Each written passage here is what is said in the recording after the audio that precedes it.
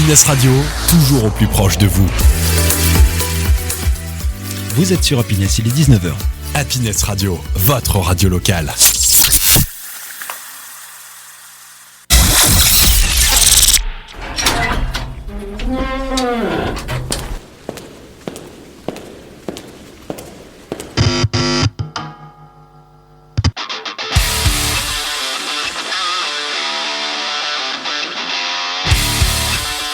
Riff & Jack avec JF sur Happiness. Aujourd'hui, direction un rock qui glisse hors des cadres, le quatuor amiénois Megasurf. Megasurf qui part à la conquête de la scène indé française s'aventure autant dans les ballades et chansons mélancoliques que dans des rythmes brisés par des guitares distordues, des basses noisy. Leurs quatre voix, tantôt canon, tantôt à l'unisson, surfent sur des compositions rappelant les Cure ou des collectifs plus underground tels que les Américains d'Omni ou encore les Canadiens Crack Cloud. À la croisée de la pop, de la noise, du post-punk, Megasurf s'affranchit des codes et passe du coq à l'âne, du cargo chalutier pour un voyage aussi houleux que sensible. Mario, chant et guitare, et Mathilde, basse et chœur, bienvenue à vous. Et on salue aussi Pierre et Bob, les batteurs, qui malheureusement n'ont pas pu venir à cette émission. Riff & Jack avec JF. Alors première question, d'abord Megasurf, c'est qui, c'est quoi, c'est où, voilà, et comment vos influences se sont-elles connectées pour créer votre son? Megasurf, c'est un groupe de 4, donc Mathilde à la basse et au chant, Pierre à la guitare, au synthé et au chant, Bob à la batterie et au chant, et moi-même à la guitare et au chant. On a commencé il y a, je dirais, 3 ans. 3 ans, ouais. 3 ans. En 2022. Ouais, on jouait tous dans des groupes différents, et on a décidé de faire un groupe à 4. Voilà. Et donc depuis, voilà, vous êtes progressivement rencontrés, connus, enfin voilà, et puis intégrés. Ouais. En fait, on se connaît depuis longtemps avec Mario et Pierre. Bob aussi, en fait, c'était des copains que je venais voir en concert à la base. Moi, j'étais pas forcément musicienne tout de suite. Et du coup, à force de les voir en concert, ça m'a donné envie de jouer de la musique aussi. Et donc Mathilde, tu es parfaite autodidacte Ouais. On l'est tous, plus ou moins, mais quand même tous, on a appris tout seul, en tout cas au début. Ouais. Et je pense que c'est à force de voir les copains jouer qui m'a donné envie de jouer. J'ai eu d'autres projets aussi. Et quand Mario m'a proposé de rejoindre Megasurf, j'ai dit oui tout de suite, du coup. Vous revendiquez une identité no wave. Qu'est-ce que ça signifie en 2025 selon vous? Vous appartenez à aucun courant, pour rester à contre-courant justement?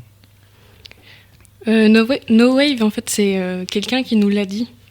On a joué à la Jetée en Bretagne il n'y a pas très longtemps, et c'était eux qui avaient mis ça sur le programme qu'on a cherché en fait, et on a trouvé que ça marchait vachement bien avec ce qu'on fait. En fait, no wave, ça veut dire que c'est un style musical qui s'affranchit un peu des codes classiques, donc on va pas forcément trouver de couplets, de refrains dans un morceau, on va passer un peu d'une structure rythmique à une autre. En fait, c'est un peu libre, quoi. On met ce qu'on veut dans le morceau. Nous, on a des influences assez variées tous les 4, et du coup, on essaye de faire tout ressortir dans un seul morceau. Alors justement, comment avec autant de variétés, en fait, des influences, vous arrivez à vous mettre d'accord? Je dirais qu'au début, c'était un petit peu compliqué, parce que forcément, ça vient d'une impulsion d'une personne au début. C'est ça qui dégage un style. Mais après, on n'a pas forcément... Au bout d'un moment, il faut que tout le monde mette la main à la pâte dans les compositions. Depuis l'arrivée de Bob, notamment à la batterie, parce que c'était pas le premier batteur, quand il est arrivé dans le groupe, on a été influencé par ce que lui il écoutait et ce qu'il jouait, ce qui a donné un côté beaucoup plus, une énergie peut-être plus punk que la version 1 de Megasurf. C'est lui qui apportait ça. Totalement. Et c'est là-dedans qu'on voulait aller nous. Mais on savait pas trop comment le faire. Alors du coup, ses influences à lui, c'est plutôt quoi alors? Lui, c'est le punk rock et le metal, beaucoup. Le mat rock aussi un petit peu. Et je pense que ce qui fait que on est un peu singulier, c'est que quand on a commencé à composer vraiment ensemble, en tout cas avec Mario, à chaque fois que ça finissait par nous plaire, c'est qu'il y en a un de nous deux qui proposait quelque chose de très différent de ce qu'il aurait fait lui. Totalement. Donc on propose une mélodie, l'autre propose un riff. Et on se dit, pourquoi tu fais ça? Ouais, c'est ça. Et en fait, c'est ce pourquoi tu fais ça qui fait que ça nous intéresse. Et que du coup, on part là-dessus, en fait. Et plus ça va surprendre l'auditeur et plus ça va nous plaire à nous. Et comment vous le mesurez, ça, que ça surprend l'auditeur, hein? Parce que ça nous surprend nous-mêmes que l'autre nous propose ça, donc on se dit ah oui, c'est différent de ce que j'écoute d'habitude, quoi. Ouais, puis tu sais, par exemple en concert, quand tu fais quelque chose de dissonant, la première fois, quand tu fais un bout de morceau qui est dissonant, la première fois tu te dis oula, il y a un problème. Et la deuxième fois tu t'habitues, et la troisième fois t'aimes. Et j'ai l'impression qu'il y a un peu ça dans le regard des gens quand ils viennent nous voir en concert. Alors, t'aimes ou t'aimes pas à la fin, mais dans les faits, c'est un peu ce qu'on recherche quand même. C'est-à-dire que du coup, quand ils viennent vous voir pour la première fois, vous leur dites surtout revenez au deuxième et au troisième concert. En général, c'est plutôt au début d'un morceau, on voit des sourcils se froncer, dire ok, qu'est-ce qu'ils font? Et en fait, à la fin du morceau, quand on voit les gens contents, on se dit c'est exactement ça, on est allé les cueillir là où ils s'attendaient pas. Et même d'un morceau à l'autre, on n'a pas forcément la même énergie, on va pas aller dans les mêmes registres. Non, c'est vrai. On est très libre en fait dans ce qu'on propose en tout cas. Et c'est ce qu'on se ressent d'ailleurs quand on écoute vos morceaux, on a vraiment une sensation qu'il y a vraiment des allers-retours entre ce qui relève de la mélancolie et plus des pulsions noisy. Donc comment vous arrivez en fait à créer cet équilibre-là? Je pense encore une fois c'est la combinaison des influences de chacune. Naturellement, les textes, dans l'écriture, on va dire, qu'on a voulu aborder, c'était quelque chose de plutôt sombre. C'était pas le cas dans la version 1 de Megasurf, mais c'est le cas maintenant pour le premier album et le set qu'il y a. Et du coup, je pense que les compos vont dans ce sens aussi. Mais on a gardé ce côté solaire aussi de certains morceaux qu'on a pu composer au tout début. Ouais. L'idée, c'est qu'on ne soit pas non plus complètement dans un registre triste ou joyeux, c'est qu'on puisse... c'est pas forcément binaire, quoi, je veux dire. Ouais, voilà, c'est ça. Je pense que c'est la binarité qui nous déplaît un peu, en tout cas qu'on n'a pas envie de faire. Donc si au sein d'un même morceau, il y a des moments solaires et des moments un peu plus tristes, ça ne nous dérange pas du tout, en fait. Non. Ouais, et puis ça va avec le fait que la frustration, ça peut être intéressant aussi. Écoute, moi, c'est vrai que j'aime bien ça. C'est surtout ça, je pense, qui cultive ce qu'on fait, c'est la recherche de la frustration et du coup, d'avoir envie de chercher plus, d'écouter plus pour comprendre ce que fait le groupe, en fait. C'est ça. Alors néanmoins, vous avez quand même des influences, et pour le coup, vous en avez une qui parle à tout le monde, c'est celle des Cure. Oui. Mais vous parlez aussi d'autres influences comme Omni ou Crack Cloud.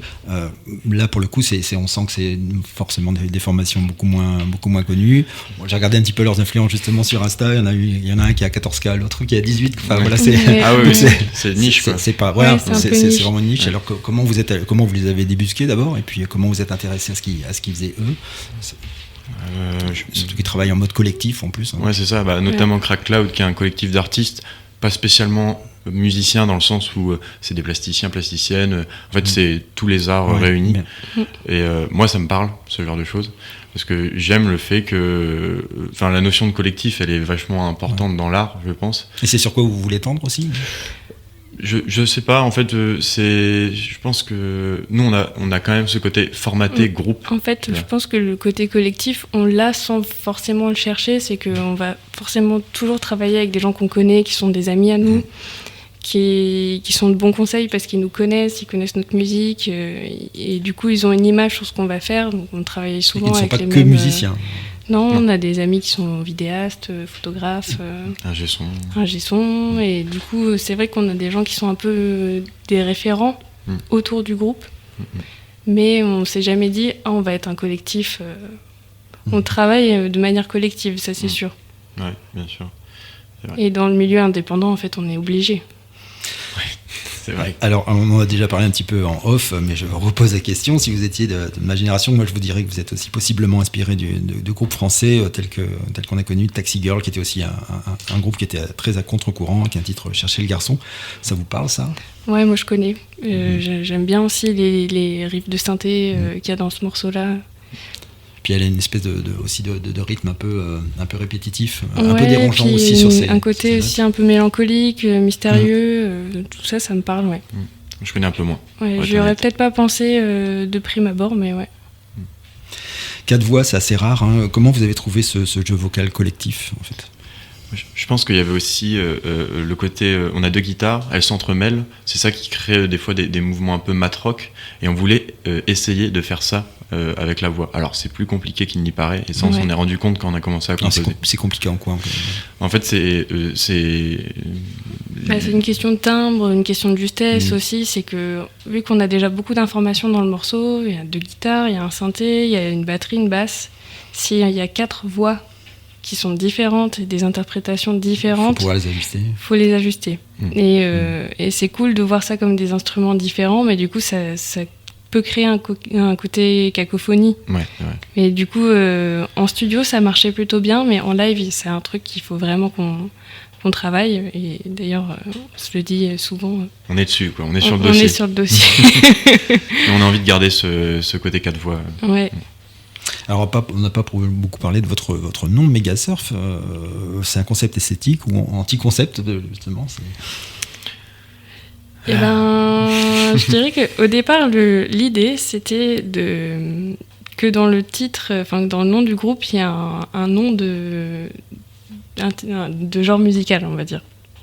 Donc, on s'est dit, ce serait marrant de s'appeler Megasurf et pas de faire du surf rock. Donc voilà, c'est de l'humour de musicien en fait. C'est pas super drôle, mais nous ça nous a fait beaucoup rire, et on s'est dit méga c'est trop bien. Méga c'est trop bien, surf c'est trop bien. C'est trop bien, méga surf c'est trop bien. On trouvait ça un peu rigolo, on s'est dit voilà. Et c'est marrant parce que notre musique est pas toujours très rigolote, donc s'appeler méga surf et chanter des trucs un peu torturés, le décalage je le trouve cool aussi. Au moins apporter un peu de légèreté dans ce groupe. C'est ça. Et alors justement, à quel moment vous vous êtes dit bon bah ça y est là, Megasurf on le tient, c'est quoi? C'est au cours d'une répète, c'est au cours d'un concert, je ne sais pas. Le nom non, c'était non, pas forcément le nom, mais le groupe. Le groupe. Ah oui. Le groupe. Vous vous êtes dit là c'est parti, on est sur la route là. C'était surtout une idée de Mario. En vrai, c'est ça qui s'est passé, c'est que tu avais des idées de composition. Et tu avais une idée très claire de ce que tu voulais faire, et tu nous as proposé à tous les 4, tous les 3, et après le fait de jouer ensemble ça a donné autre chose. C'est ça. Et c'est là que ça a vraiment pris son sens. Je dirais justement quand Bob est arrivé dans le groupe, même si c'était très cool ce qu'on faisait à 4 avant, quand il est arrivé dans le groupe on s'est dit bon là on a envie de trouver une identité, et on est 4 pour la trouver. Alors qu'avant, je l'avais trouvé tout seul, tu vois, l'identité. Et ça allait, mais du coup, ça correspondait pas exactement à tout ce que tout le monde voulait, quoi. Et là, je pense qu'on est dessus encore une fois.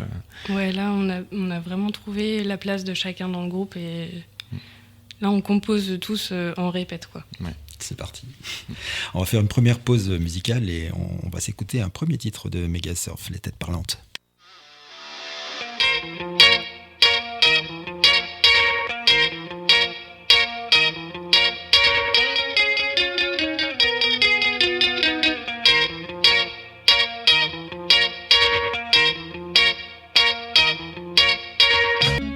Riff and Jack avec JF.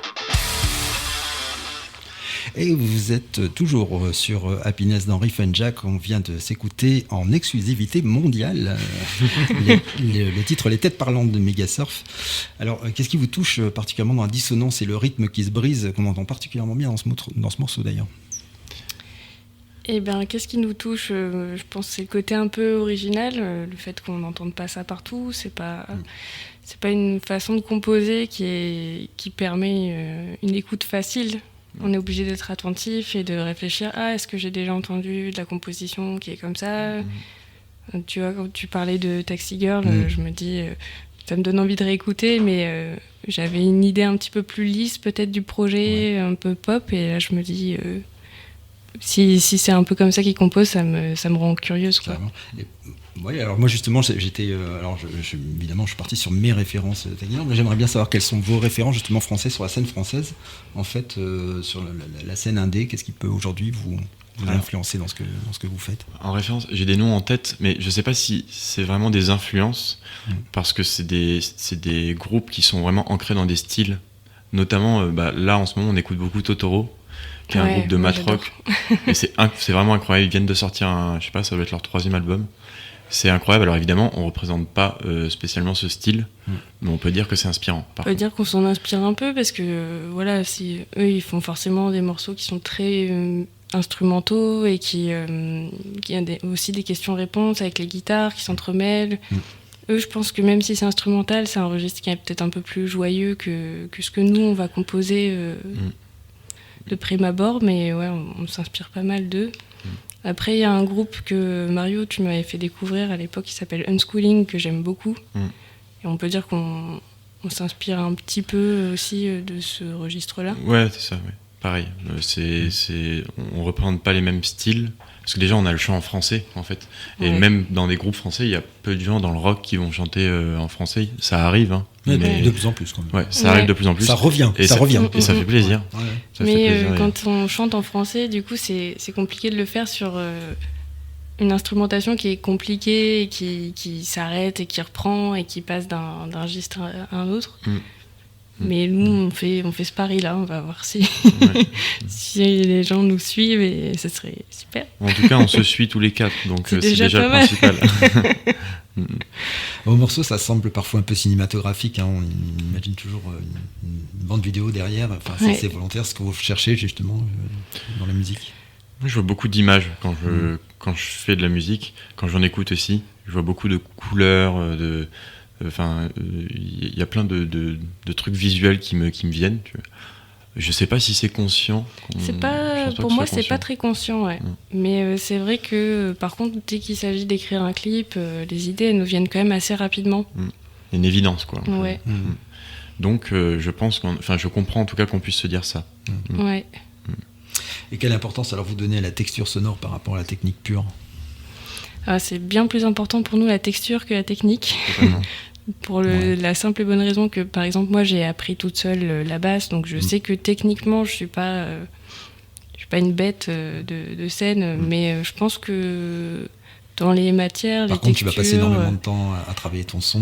Ouais, c'est ça, tous ensemble, on y réfléchit beaucoup, on aime bien mettre du flanger, du chorus sur les instrus. Je pense qu'on préfère même geeker sur des pédales d'effet que sur nos instruments.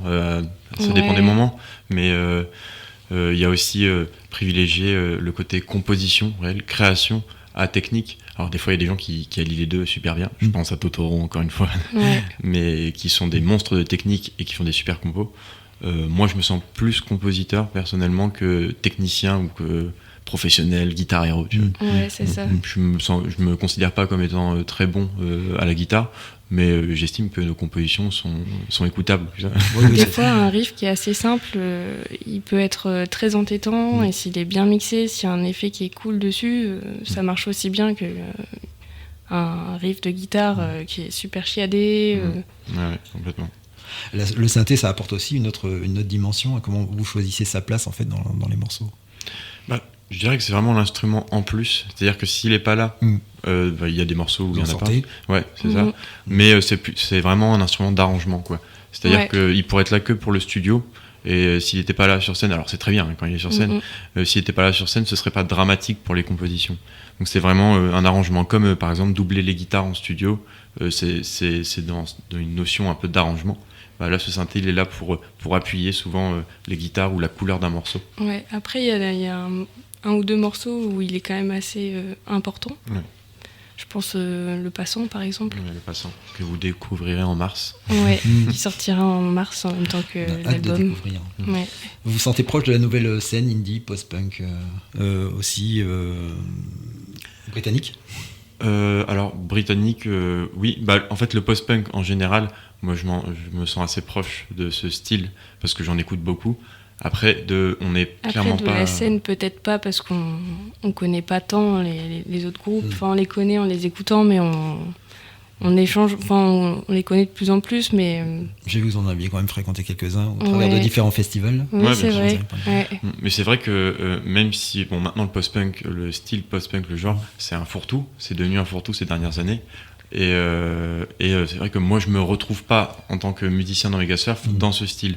Par contre, c'est vrai qu'il y a des groupes de post-punk géniaux en France d'ailleurs et en Angleterre, mais notamment en France. Légal pour n'en citer que quelques-uns. Là, je pense un nouveau groupe de post-punk qui a vraiment réussi à tirer son épingle du jeu, c'est Chest, qui est un groupe de Paris. En gros, on a rencontré un des gars de Chest, les deux, il y a deux gars de Chest qui travaillent au Supersonic. Qui travaillaient, je crois même. Je suis pas sûr qu'ils travaillent encore. Bon, en tout cas, il y en a un qui faisait la prod et l'autre qui faisait notre son en fait pendant le concert.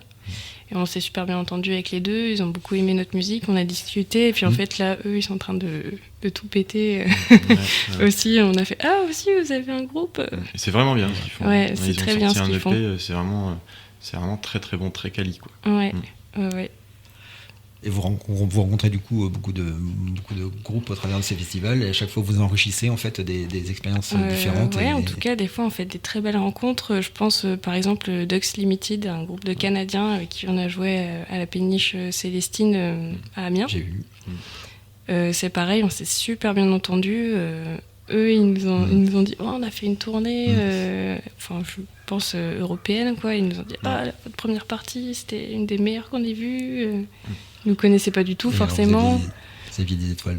On était super contents, ça fait plaisir. Forcément. Surtout que leur musique nous parlait vachement. Alors évidemment, le coplateau était pas évident, parce que c'était quelque chose de très léger, ce qu'ils faisaient, très technique et très très composé, magnifique, mais pas sombre du tout pour le coup. Ouais. Enfin, en tout cas, c'est pas ce que j'ai ressenti quand j'ai écouté leur concert.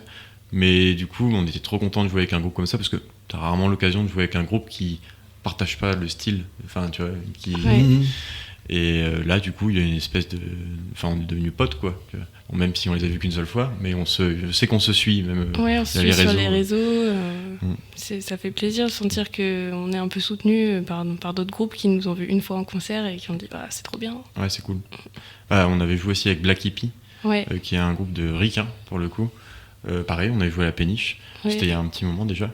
Et c'est pareil, il y a eu un coup de foudre musique, alors que on représentait pas, peut-être un peu plus, on était un peu plus dans le même style de musique. Mais on fait pas la même chose du tout, mais en tout cas, je pense que vu qu'on fait des choses un peu différentes, les musiciens ils comprennent qu'il y a quelque chose de curieux dans ce qu'on fait, quoi.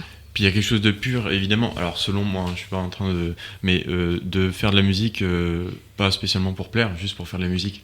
C'est ça qui est vraiment important, et je pense que quand il y a des icos qui voient que tu fais ça, ils sont contents, ils sont heureux. Parce que moi, quand je vois un musicien, alors évidemment, c'est toujours plaisant d'être apprécié par le public, tu vois, ou au moins que ta musique soit appréciée. Mais clairement, nous, on fait de la musique parce qu'on a envie de faire ce style. Peu importe après ce que ça donne.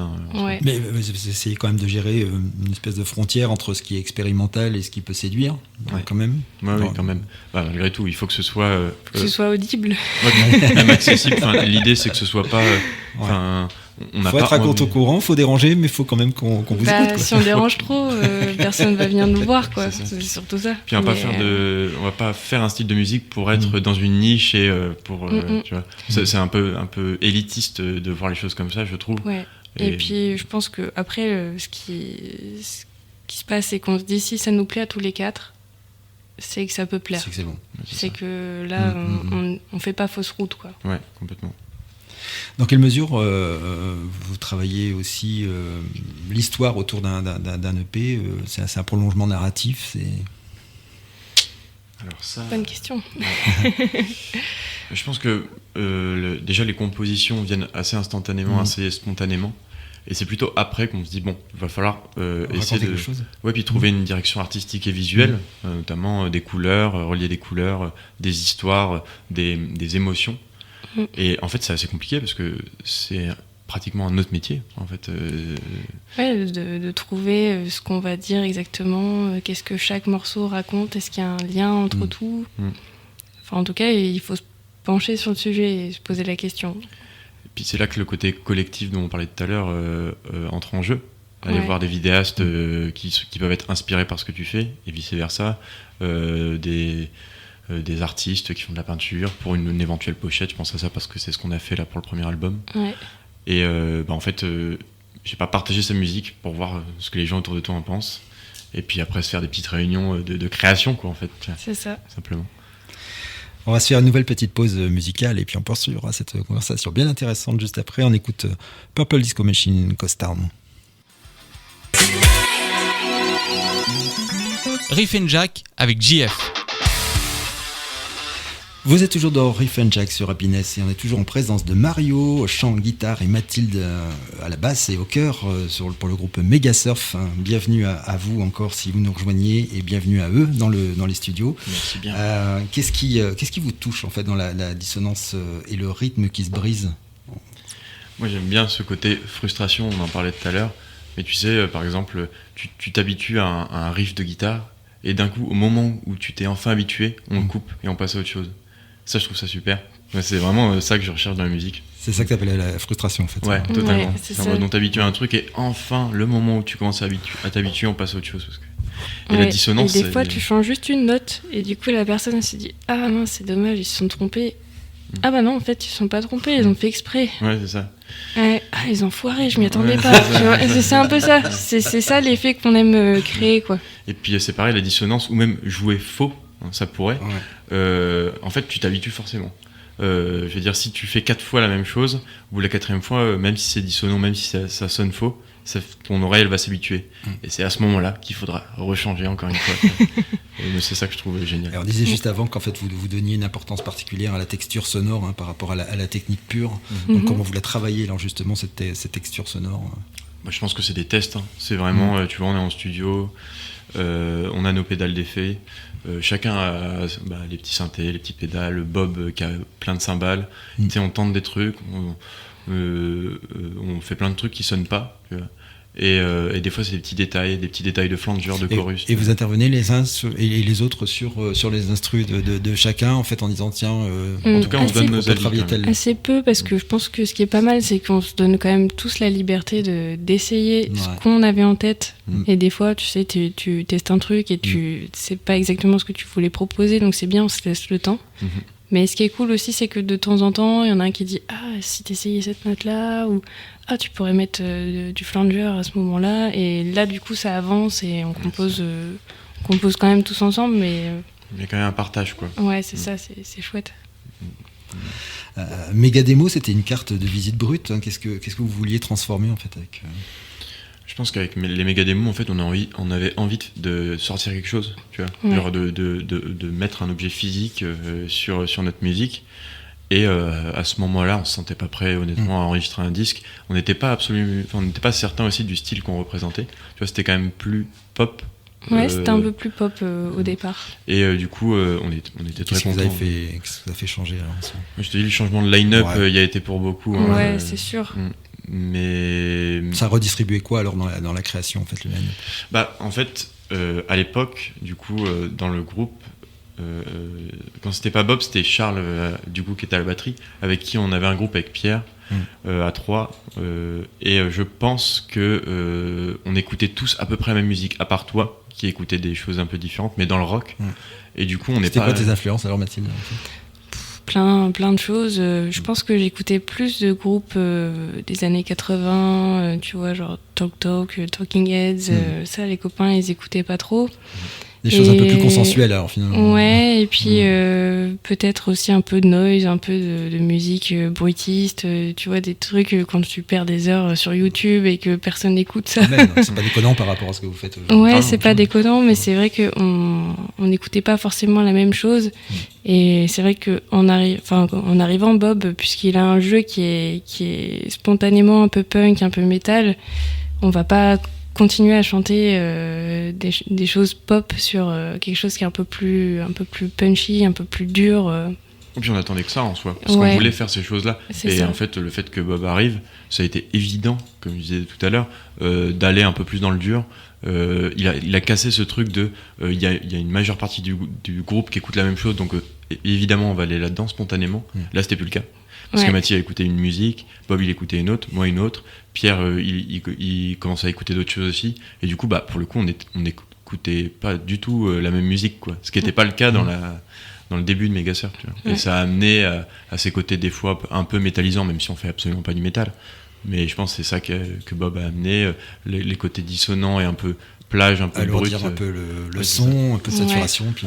Et ça vient aussi de toi. Tu vois, typiquement, quand on a commencé à composer à 2 avant que Bob arrive, il y avait des trucs que tu faisais, je me disais merde, j'aurais jamais fait ça. Et c'est ça qui a donné le côté un petit peu des fois dissonant, un peu à contre-temps. Un peu bizarre. Ouais, Pourquoi tu joues sur les contre-temps? Pourquoi tu fais pas une basse normale? Bah, je sais pas, moi j'ai envie de faire ça. Donc ça me plaît, donc allons-y, quoi. Ouais, carrément. On va parler aussi de ce que vous produisez. Je vois que vous avez une collaboration assez forte avec le studio Celebration Days Records. C'est quoi? Racontez-moi un petit peu. À la base, le Celebration Day Records, ils sont porteurs du Celebration Day Festival. Donc à la base, c'est une bande de potes qui ont organisé un festival dans une forêt dans l'Oise. Et après, le truc est devenu sérieux. Et ça a amené à ce qu'ils achètent des locaux, qu'ils fassent des actions culturelles. On les a vus en plein de travaux. On voit que sur leur page, en fait. Ah ouais, ils sont à fond. Ouais. Ils ont refait la baraque. Ah, c'est pas fini en fait. Ça. Je crois que là, il y a eu l'inauguration du studio d'enregistrement et c'était la dernière pierre. Ouais, je crois que c'est fini là. Ouais. Mais ouais, du coup, ils ont acheté une maison en collectif, quoi. Et ils en ont fait un lieu de travail, des montages vidéo, un studio d'enregistrement. Et on connaissait du coup le gars qui gérait un peu la partie studio d'enregistrement parce que j'avais déjà enregistré chez lui avec d'autres groupes. Et du coup, ça a été assez évident en fait qu'on aille chez lui parce que il nous laisse une liberté, il a plein de conseils. Enfin, je sais pas, il y avait un truc d'amitié aussi qui s'est fait. Il a de bons conseils, il a du bon matos, il a compris en fait là où on voulait aller et du coup. C'était assez naturel de travailler ensemble. Ouais, c'est ça. Et puis, vu qu'on connaissait les lieux aussi, tu vois, il y a des moments où il n'était pas forcément là ou moins dispo. Tu vois, il y a une espèce de confiance qui fait qu'on a continué à bosser. Et puis, voilà, quoi. C'était assez cool comme moment, comme semaine. Ouais. Alors, vous avez la personne avec qui vous travaillez, c'est Louis Moratti. Et ça a été quoi, en fait, sa contribution dans le son que vous obtenez aujourd'hui? Je saurais pas vraiment dire parce que c'est vraiment des trucs de... Si, je pense que rien que sur les effets de voix, par exemple, dans l'album, il a suggéré des micros. Ah oui, ouais. Et ça donne une toute autre couleur au son. Et je trouve là-dessus, il a eu vraiment la vision, comme on peut dire. C'est vrai que j'avais totalement oublié ça. Si. Et puis moi, c'est pareil, il m'a proposé... je crois qu'il y avait 2 sorties basses. Et c'est ça aussi qui fait que le son il est super, je trouve, sur l'album. Quelle prise alors vous a donné le plus de sensations en fait sur la prise de son? Sur la prise de son... Je trouve que la batterie c'était assez impressionnant parce que Bob il a fait d'une traite pratiquement tous les morceaux. Bob il est super fort. Et du coup on s'est dit ok, on pensait que ça prendrait une bonne journée, ça a pris genre 2 heures de faire 9 morceaux. Il avait même pas les guitares, il les entendait pas, il connaissait les morceaux par cœur. Ça c'était assez bluffant et ça sonnait directement surtout. Moi, je trouve que le chant aussi, les chants, ça a été vite. Ils ont été, je les ai un peu redécouverts, quoi. Ouais. Pendant l'enregistrement, c'était chouette. On a trouvé l'intention du chant au studio. Clairement, je pense que vu qu'on s'était jamais entendu comme ça, on savait pas forcément trop où ça allait, et là, on a trouvé l'intention, C'est découvert. Ouais. On va se faire une nouvelle pause musicale. On s'écoute David Guetta, Gone, Gone, Gone. Riff & Jack avec JF. Vous êtes toujours sur Happiness et nous sommes toujours en compagnie de Mario et Mathilde du groupe Megasurf. Alors comment vous avez repensé votre live avec le nouveau line-up? Je pense qu'on... Alors déjà ça s'est fait dans la précipitation parce que en gros Charles est parti du groupe peu de temps avant que en gros on fasse un concert à l'Une des Pirates, tu vois. C'était quand même un beau concert, donc on s'est dit qu'est-ce qu'on fait? Challenge, gros challenge. Surtout que pour le coup c'était un gros concert pour nous à l'époque parce que vous étiez seul comme groupe en fait? Non, on était en première partie. C'était Dreamwife. C'était un trio de musiciennes d'Angleterre, je crois. Ouais, tout à fait. Donc il y avait quand même une petite pression. Et puis le fait qu'on soit un jeune groupe, c'était notre grosse date un peu de l'année. Tu vois. Ouais, on venait de commencer vraiment. La Lune quand même. La Lune quoi. Carrément. Le Graal. Complètement. Et c'est vrai que du coup, on s'est dit on a ce concert dans 10 jours. Pierre du coup est allé voir Bob en mode ça te dit de venir faire de la batterie dans le groupe. Il a dit directement oui. On lui a dit ok, on joue dans une semaine à la Lune. Donc, et là il a dit non. Il a dit on verra. Il a dit je vous garantis pas de réussir à jouer le set en de 10 jours. Et en fait, au bout de 3 jours de répète, il avait tout par cœur. Enfin, il est trop fort. En fait, on sait. Alors, en plus, incroyable parce que Pierre était blessé à ce moment-là. Ah oui, du coup, il pouvait pas répéter avec nous. Du coup, Bob, les premières répètes et les seules répètes qu'il a fait avant notre concert à la Lune, c'était sans Pierre. La première fois qu'il a joué dans le groupe avec Pierre, c'était le jour de la Lune. Et du coup, pour que Bob ait une idée des parties guitare de Pierre, on lui chantait dans le micro. Ouais.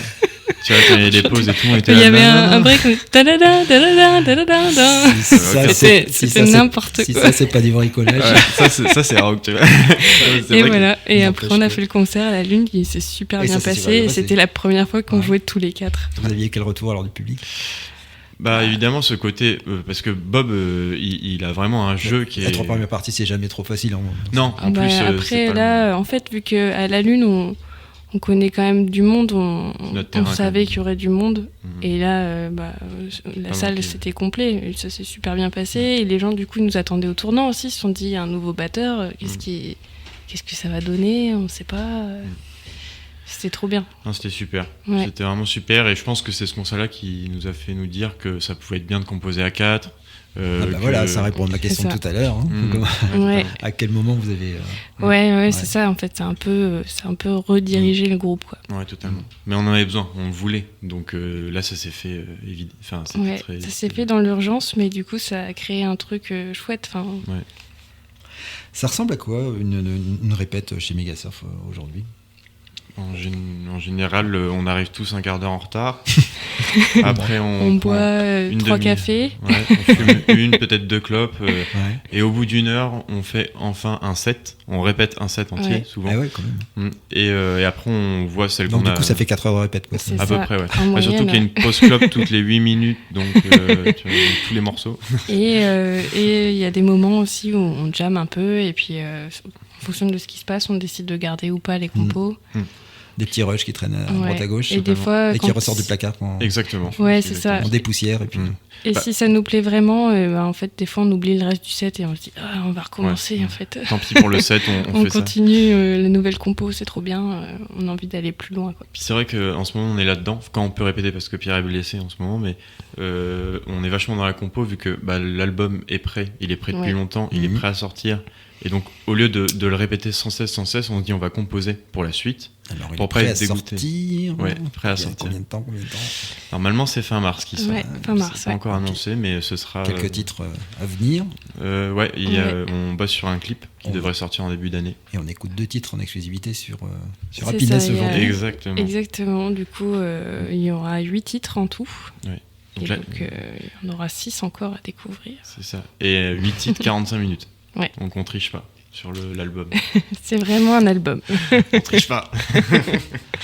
On a parlé beaucoup de votre son, mais vous parliez aussi de l'image tout à l'heure. Le visuel, c'est une piste que vous souhaitez développer encore ? Ouais. Surtout que là, on a trouvé on les a trouvés. Enfin, on connaît très bien leur taf. C'est des bons amis. Mais je pense notamment à Yulen et à Jules, qui ont des esthétiques totalement différentes. Yulen, c'est quelqu'un qui fait de la vidéo plus pour la scène rap à Amiens. Donc des contenus vidéo qui sont plus spontanés et qui sont ultra esthétiques, tandis que Jules il est monteur en fait et lui a travaillé dans le collectif Sourd Oreille, qui faisait des vidéos par exemple pour Arte Vidéo, quoi. Pour Arte Concert. Et là il a un collectif à Amiens qui s'appelle Adieu Perroquet, qui font plutôt de la musique live. Enfin, clip aussi. Et qu'est-ce qui vous ferait kiffer alors dans la production d'images ce qui est cool avec ces 2 personnes, c'est que par exemple, par le single qu'on a déjà sorti avec le clip, c'était un truc on a écrit 2-3 trucs, on s'est vu une après-midi, on a fait le clip, rideau, terminé. En 3 heures, c'était plié. Tandis qu'avec Jules, si on a des idées qui semblent impossibles à faire, lui il va dire attends, laissez-moi quelques heures et on va pouvoir faire cette idée, tu vois. Ouais, et lui il a un côté un peu plus presque, ça va être cinéma d'auteur en fait. Perfectionniste. Tu vois, il y a un grain dans l'image. Ce qui colle plutôt bien.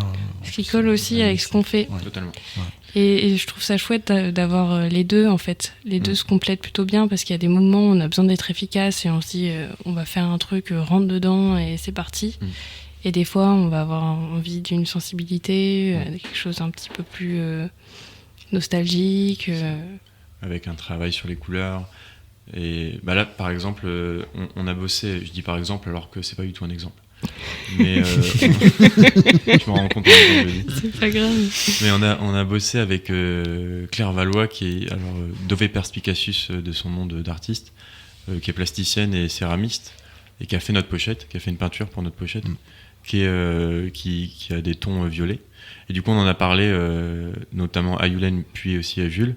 Et du coup, c'est une contrainte pour les prochains clips, parce qu'il faut que ça corresponde à cette direction artistique. Il va falloir que vous gardiez justement cette identité visuelle. Ouais, c'est ça. À la on base, aimerait bien qu'il y ait une continuité, en fait. C'est ça. À la base, c'était juste Vous une dit idée. taper haut dès le départ, et ben maintenant, il va falloir tenir. Et ben C'est voilà, ça, il faut exactement, assumer, ouais. et on n'assume Ouais. pas du tout, c'est la merde. Non, mais du coup, c'est inspirant aussi pour nous, parce que Bien sûr. moi, j'avais jamais travaillé comme ça, et du coup, là, il faut voir une espèce de continuité sur tout ce qu'on fait, ouais. C'est assez stimulant. Puis c'est le côté long format qui veut ça aussi avec l'album. Des fois, on peut se dire qu'un EP, c'est un fourre-tout, c'est une espèce de test, une combinaison de tests. Là, pour le coup, avec l'album, c'est pas le cas. Il faut une histoire. Enfin, moi, je le vois comme ça. Je pense qu'on le voit tous comme ça. Ouais. Il y a une histoire et il y a le côté visuel. C'est pareil. Il faut qu'il y ait une histoire, il faut qu'il y ait des liens, quoi. C'est Et ça. c'est ce qu'on essaie de faire en ce moment. Votre plus beau souvenir scénique très récemment, c'est quoi? Alors vous en avez parlé pas mal. Alors sur Amiens, vous avez pas mal parlé de Célestine. Moi, il y a un truc qui me vient en tête directement. Mais vous étiez c'est- sur Paris aussi. Ouais, on a fait Ouais. Supersonic, la boule noire. La boule noire, c'était super. La boule noire, ouais. Et puis en plus, c'était un petit peu un coup de poker, c'est que c'est nous qui avons proposé faire la première partie d'un groupe qu'on adore, qui s'appelle Melenas, c'est un groupe féminin espagnol. Et on nous a dit oui. Du coup, on y Et allait. du coup, on y allait, et en fait, on n'y croyait pas trop, on s'est dit, bon, on va proposer, on sait Ouais, jamais. Mm. Et en fait, heureusement qu'on a fait ça, parce que ça l'a fait, quoi. Ouais. Du coup, on a joué à la boule noire. Et, donc, et vos ambitions du coup à court terme, les salles, les premières parties, les festivals. En soi, jouer le plus possible. Bon, évidemment. Vous vous faites aider pour changer votre agenda ou... Pour le booking, non, pas pour Pour l'instant. l'instant, non, on aimerait bien qu'il y ait quelqu'un qui finisse par travailler avec nous, mais pour l'instant, c'est pas encore arrivé. Puis c'est le début, tu vois, on n'a pas C'est encore ça. sorti de vrai disque. Là, c'est le premier album. S'il se passe des trucs, en tout cas les premiers trucs qui vont se passer, ça devrait être à peu près à ce moment-là, quoi, en début Ouais, on se dit 2026. que, en sortant l'album, on aura peut-être un petit peu plus de Bah. choses à présenter aux programmateurs. Totalement. Mais après, essayer de faire le plus de festivals possibles, des salles du coin, mais surtout avoir l'opportunité de bouger, parce que la musique c'est super, mais c'est surtout une super excuse pour voyager, quoi. Tu vois, genre aller un peu où on serait pas allé sinon. Riff and Jack avec JF.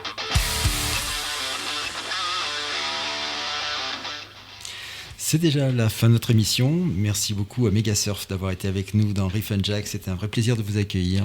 Tout Mathilde. pareil, c'était super, merci Ça, beaucoup. c'est C'est sympa. un super moment. Et allez vite les découvrir, leurs compositions et leurs pages sur les plateformes, mais surtout sur scène. Je rappelle à toutes les formations qui nous écoutent en live ou en podcast que j'accueille bien volontiers dans cette émission. Les groupes d'ici et d'ailleurs, tous styles confondus, n'hésitez pas à nous solliciter via les pages Happiness Radio. Un grand merci également à Benoît qui réalise avec brio cette émission chaque semaine. Et on s'écoute tout de suite un dernier titre de Megasurf en exclusivité avant de retrouver DJ Joss pour son radio show.